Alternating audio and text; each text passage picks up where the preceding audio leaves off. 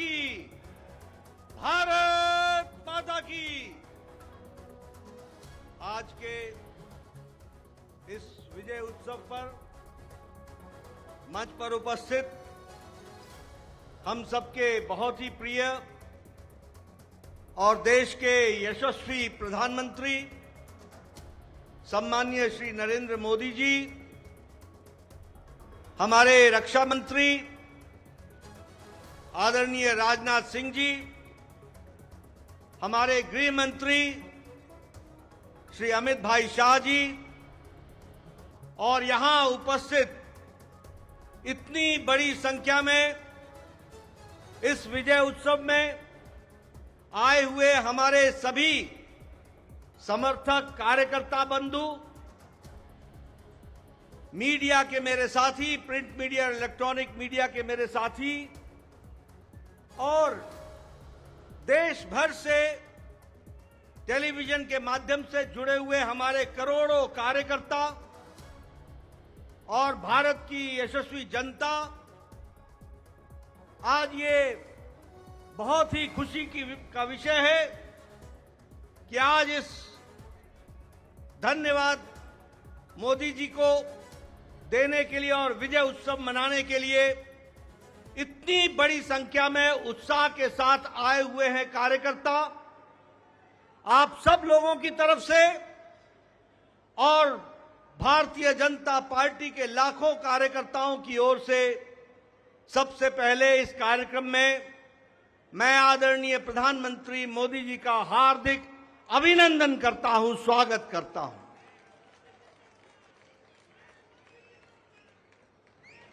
हमें सबको स्मरण है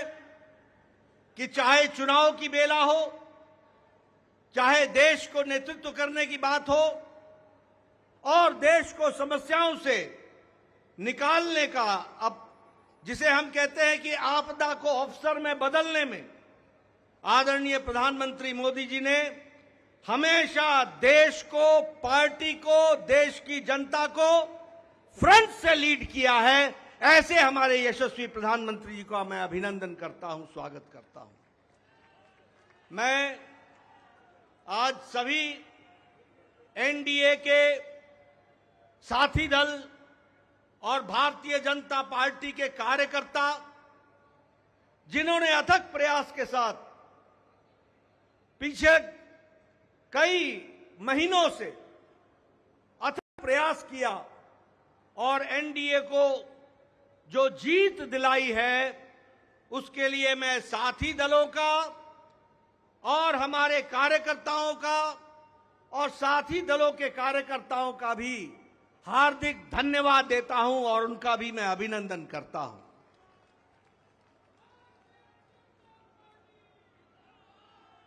मैं भारतीय जनता पार्टी की ओर से देश के करोड़ों हमारे देशवासियों को, जो प्रधानमंत्री मोदी जी के नेतृत्व में विश्वास करते हुए एक ऐतिहासिक पल, एक ऐतिहासिक घड़ी के चश्मदीद गवाह बनने का हम सबको सौभाग्य दिया, ऐसे हमारे मतदाता बंधु, जिन्होंने भारतीय जनता पार्टी और एनडीए को अपना आशीर्वाद दिया और प्रधानमंत्री मोदी जी के नेतृत्व को आगे बढ़ाने का काम किया, ऐसे करोड़ों करोड़ों देशवासियों को मैं पार्टी की ओर से बहुत बहुत धन्यवाद देता हूं। हम जानते हैं देश ने एक नई करवट राजनीति में ली और एक नया इतिहास रचा है 2014 के पश्चात। हम जानते हैं कि 2014 के बाद मोदी जी के नेतृत्व में एक मजबूत सरकार बनकर के आई, मजबूत सरकार,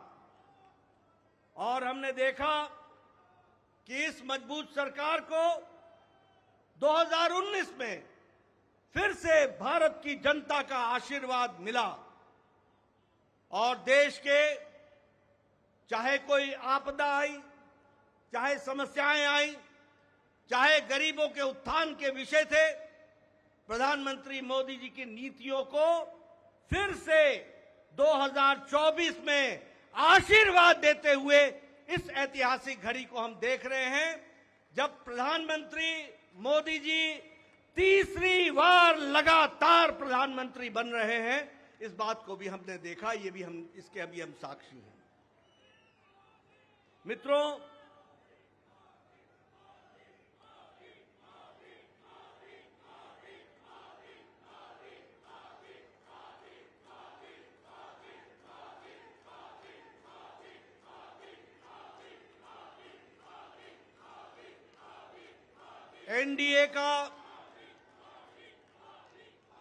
एनडीए का गठन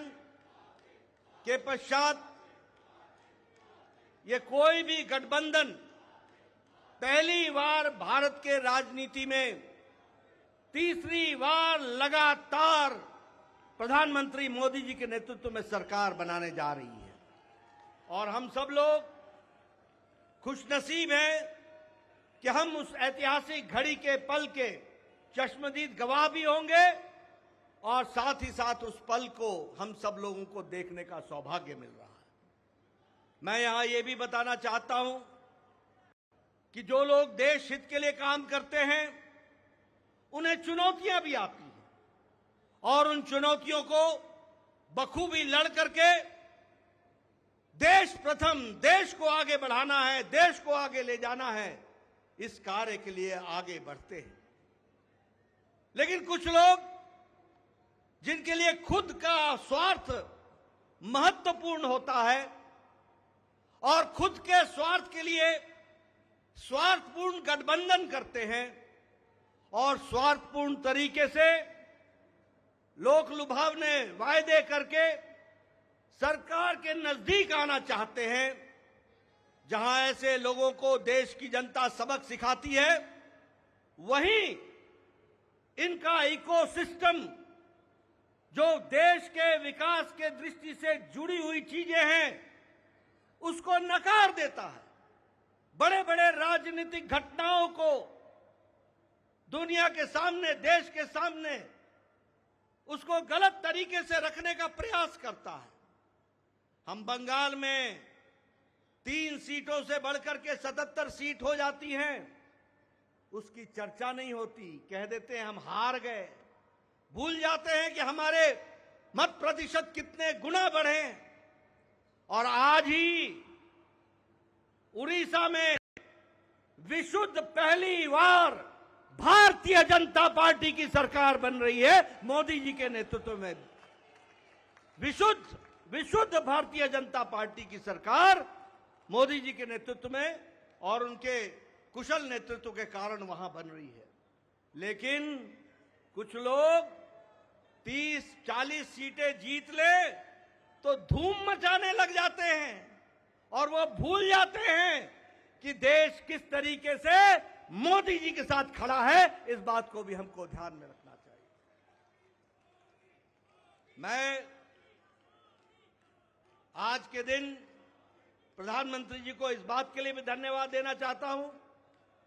कि आपके नेतृत्व में नॉर्थ ईस्ट में हमने एक एक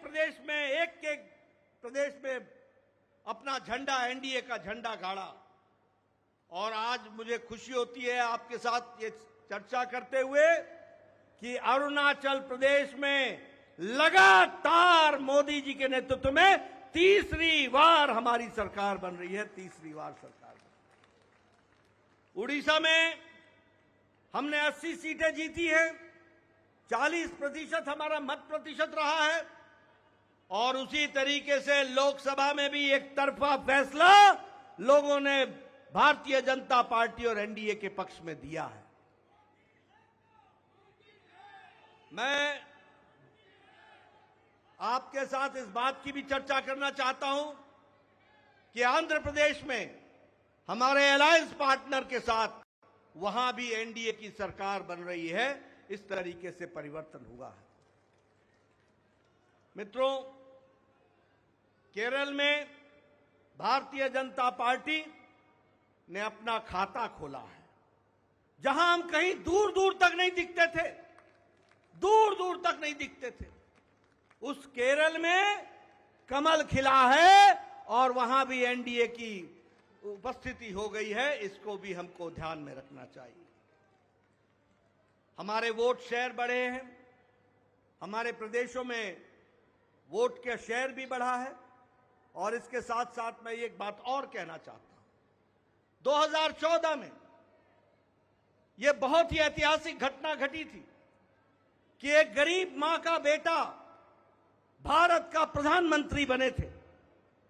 और वो भारत की गुर्बत और भारत के अंदर रहने वाले गरीब लोगों की दुख उसको उन्होंने आत्मसात किया था। वो जानते थे गरीबी क्या है,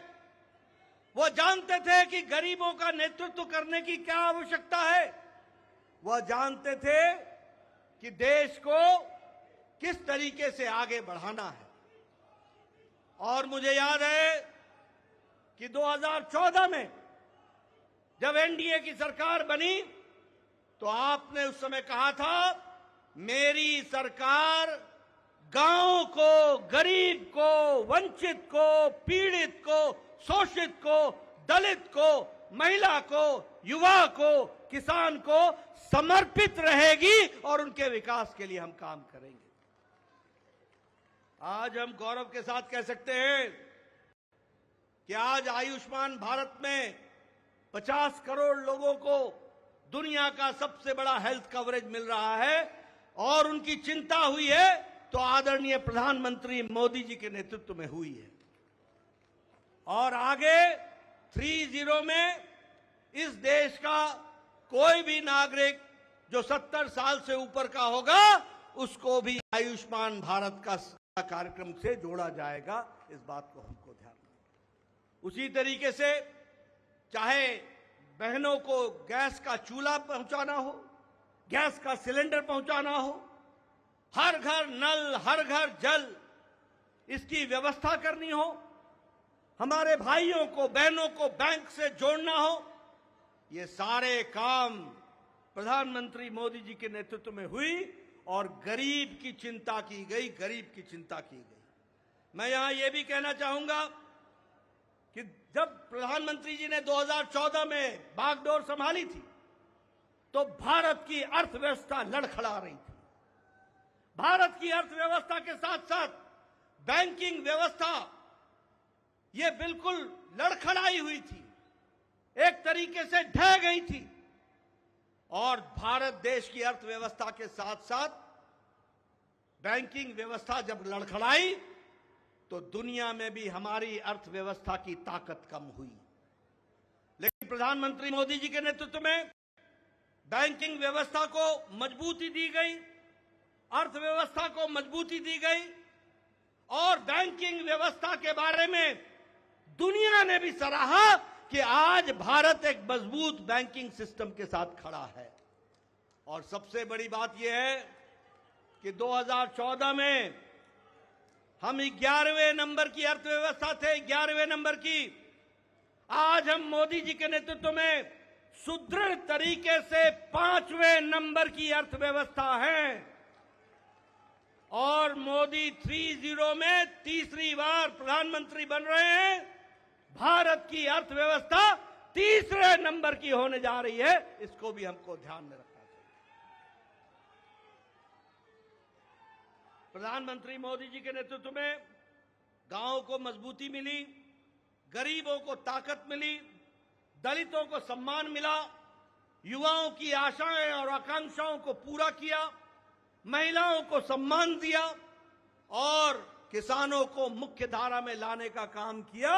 और वंचित पीड़ित लोगों को विश्वास के साथ आगे बढ़ाने का काम किया। ये 10 साल का परिवर्तन हम सब लोगों को देखने को मिला है। मैं यहां यह भी कहना चाहता हूं कि विपक्ष नकारात्मक सोच, नेगेटिव सोच के साथ काम करता रहा। कोई भी सकारात्मक 10 साल में कोई भी सकारात्मक योगदान विपक्ष का नहीं रहा है। और मैं तो यह भी कहूंगा कि अभी भी उनको गुमान है, अभिमान है कि देश में एक ही परिवार राज करने लायक है। यानी रस्सी आपने बारंबार जलाई, रस्सी जल गई पर बल नहीं गया, इस तरीके का इनका व्यवहार रहा है। मैं यहां यह भी कहना चाहता हूं, चुनाव के दौरान इन्होंने झूठ फैलाया, इन्होंने फेक वीडियोस निकाले, जनता को बरगलाने का काम किया, गुमराह करने का काम किया, जनता को एक तरीके से झूठ बोल करके वास्तविकता से दूर रखने में कोई कसर नहीं छोड़ी। और सबसे बड़ी बात यह है कि इन्होंने चुनाव में प्रजातांत्रिक मर्यादाओं को भी ताक पर रखा। प्रधानमंत्री मोदी जी के लिए अपशब्द कहे, गालियां दी, एक बार नहीं अनेकों बार। ये विपक्ष का बौखलाहट बोलता है, ये विपक्ष की खिसियाहट बोलती है, ये विपक्ष का बारंबार हार देखने के कारण ये नतीजा हम सबको देखने को मिलता है। और ये अवसरवादी गठबंधन यह जिस तरीके से काम करता रहा है, लोगों ने इसको बारंबार खारिज किया है और 2024 में भी इनको खारिज किया, यह भी हम सबको मालूम है। ये तीसरी बार हार का सामना कर रहे हैं और इसके कारण ये बौखला गए हैं। मेरी इनको सलाह है कि आप अब अपना आत्मनिरीक्षण कीजिए, सेल्फ इंट्रोस्पेक्शन कीजिए। समय आ गया है कि बारंबार आपको भारत की जनता क्यों आपको गिरा रही है, क्यों आपका साथ नहीं दे रही है, इसका आपको इंट्रोस्पेक्शन करने की आवश्यकता है। और मैं यहां यह भी बताना चाहूंगा कि गठबंधन एनडीए का मजबूती से मोदी जी के नेतृत्व में देश का नेतृत्व करते हुए आगे बढ़ेगा और देश को आगे ले जाएगा, इस बात का हम सबको विश्वास है। मैं यहां प्रधानमंत्री मोदी जी और आपके बीच में ज्यादा समय नहीं रहूंगा, लेकिन प्रधानमंत्री जी आपको मैं विश्वास दिलाना चाहता हूं कि एनडीए का एक एक कार्यकर्ता, हमारी पार्टी का एक एक कार्यकर्ता, जो आप हर पल, हर घड़ी, हर दिन, हर महीने, हर वर्ष पूरी ताकत के साथ देश की सेवा में जुटे हैं, मैं आपको विश्वास दिलाता हूं कि आपके नेतृत्व में एनडीए का एक एक कार्यकर्ता भारत को सामर्थ्यवान बनाने के लिए, सक्षम बनाने के लिए, आत्मनिर्भर बनाने के लिए, समृद्ध बनाने के लिए कोई कसर नहीं छोड़ेगा और आपके नेतृत्व में उसको हम सपना को पूरा करेंगे और हम विकसित भारत की ओर आगे बढ़ेंगे। मैं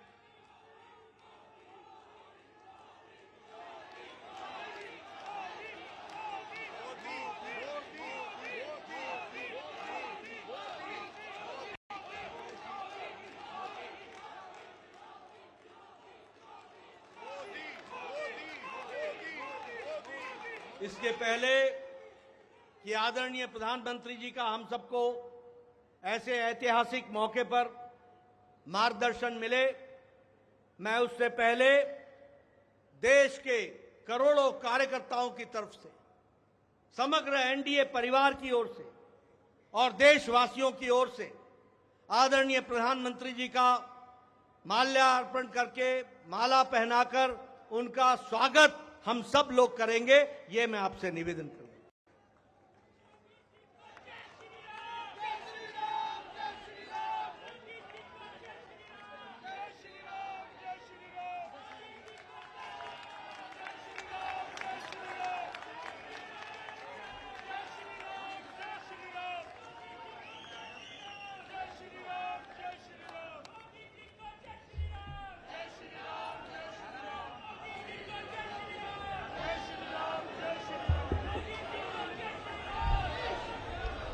स्वागत है भाई, स्वागत है,